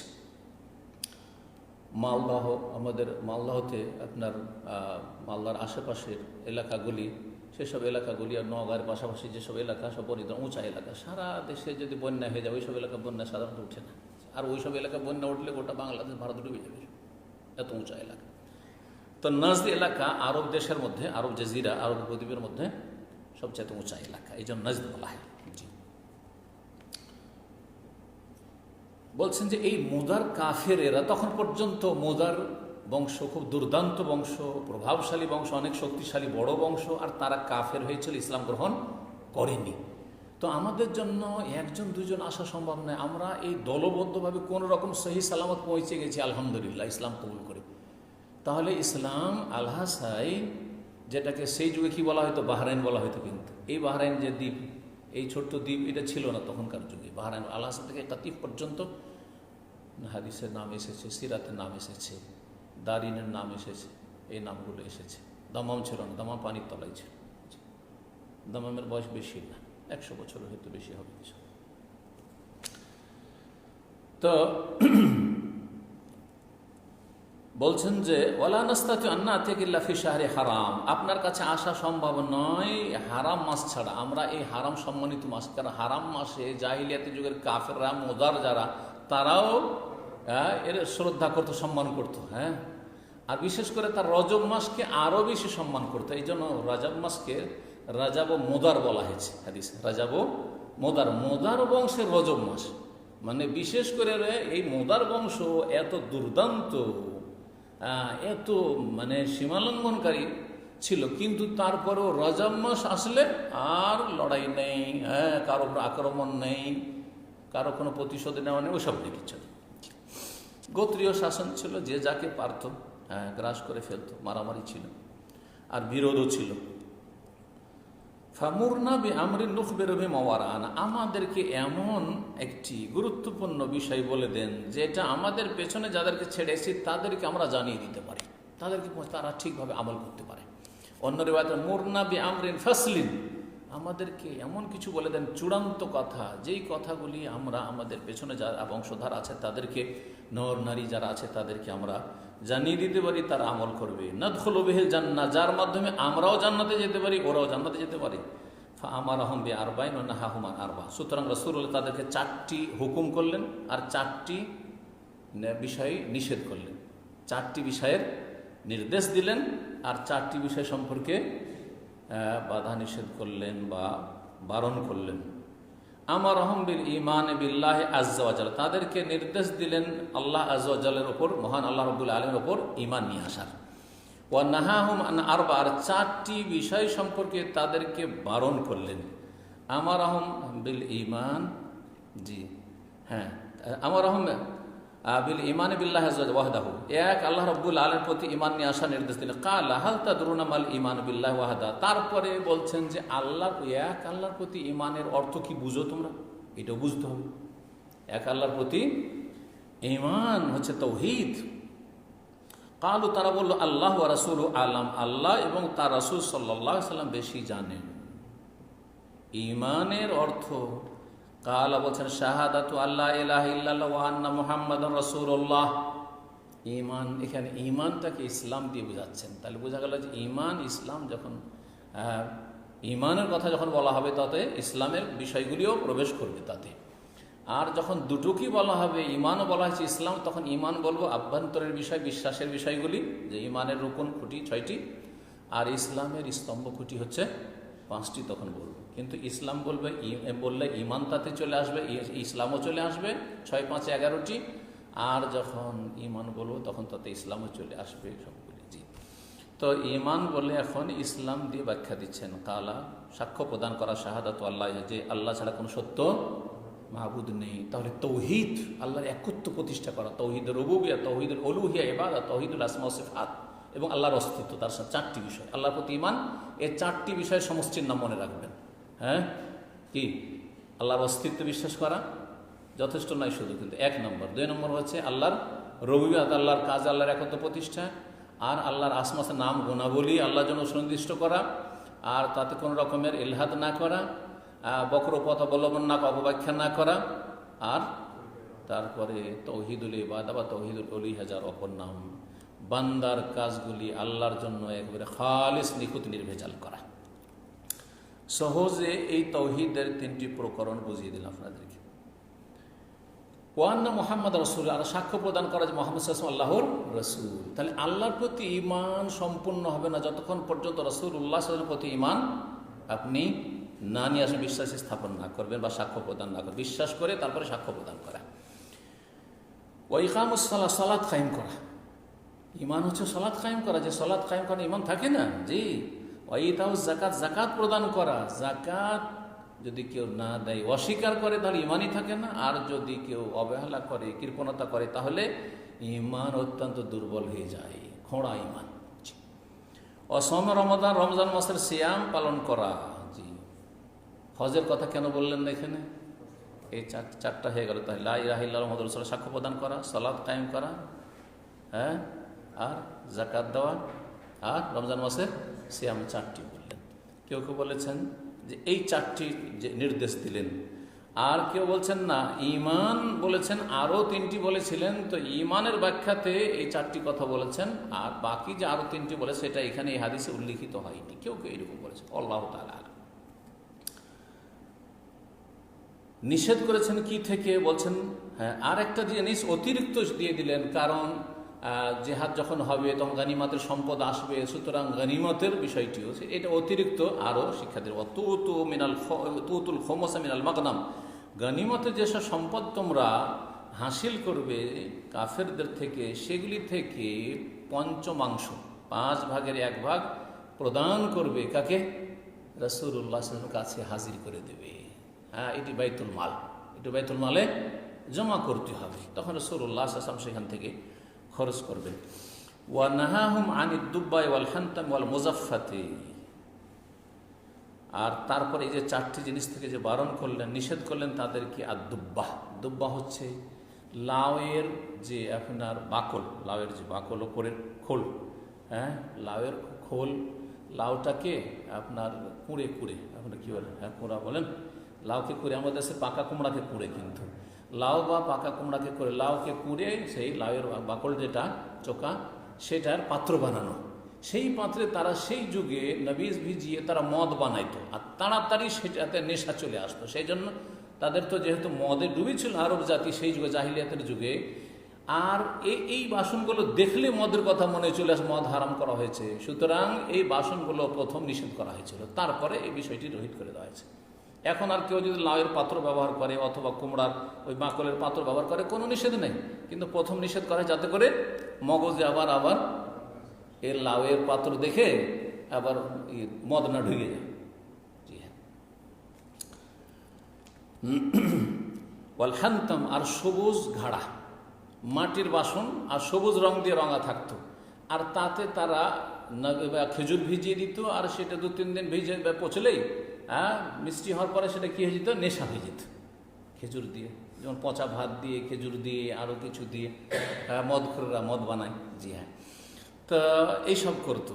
এখন এই সবুজ ঘাড়া যদি দেখে তাহলেই তো তাদের দিমাগে কি ঢুকে যাবে?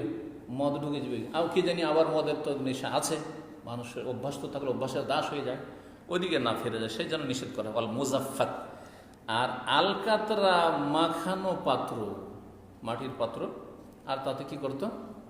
আলকাতরা মাখিয়ে দেওয়া হইতো যাতে করে বেশি দিন লাস্টিং করে। জি হ্যাঁ, ওতে তাড়াতাড়ি করে নেশা চলে আসতো, সেজন্য এই পাত্রগুলি নিষেধ করা হয়েছে। আর জাহিলিয়াতের যে এই পাত্রগুলি মদের কাজে ব্যবহার করা হইত।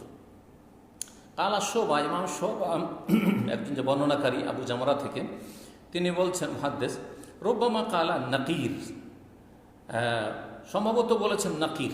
4টির মধ্যে তা কয়টি হয়েছে? 3টি হয়েছে, তাই না? আর নাকির বলেছেন। নাকারা ইয়ান করো মানে হচ্ছে কোনো কিছুকে কি করা? কোঁড়া। হ্যাঁ, সেটা হচ্ছে কাঠ, শুকনো কাঠ। শুকনো কাঠকে কাঠ থেকে পাত্র বানানো। আমাদের দেশে লবণ রাখতে একসময় ছোটোকালে দেখেছি কাঠের, কাঠের কাঠায়, কাঠের পাত্র দেখেছেন? কাঠের পাত্রগুলি আগের যুগে লবণ রাখতো, আমরা দেখি ছোটোকালে, সেগুলি পাওয়া যেত। কাঠের অনেক পাত্র, কাঠের দই হয় না আমাদের দেশে, দই। হ্যাঁ, তো এই নাকির ছিল ওইটা, কাঠকে ওপর থেকে করে আর তারপরে সুন্দর একটা পাত্রের মতো বানিয়ে না, পাত্র হয়ে গেল। তো এতে তারা মদ খেত আর মদ বানাতো, সেজন্য এটা প্রথম দিকে কী করা হয়েছিল? এরকম পাত্র নিষেধ করা হয়েছিল। রব্বামা কালা, আর সম্ভবত বলেছেন বা কখনো কখনো বলছেন মোকাইয়ার। হ্যাঁ, কোনো বর্ণনাকারী বলেছেন মোকাইয়ার। মোকাইয়ার মুজাফফাতের অর্থ, মুজাফফাত জিফতুন মানে হচ্ছে আলকাতরা, আর মোকাইয়ার মানে হচ্ছে আলকাতরা মাখানো। জি, তো আলকাতরা মাখানো, তো মুজাফফাত বলেছেন অথবা মোকাইয়ার বলেছেন। কালা, তারপর বলছে ইহফাজুহু, এগুলি মুখস্থ করে নাও তোমরা।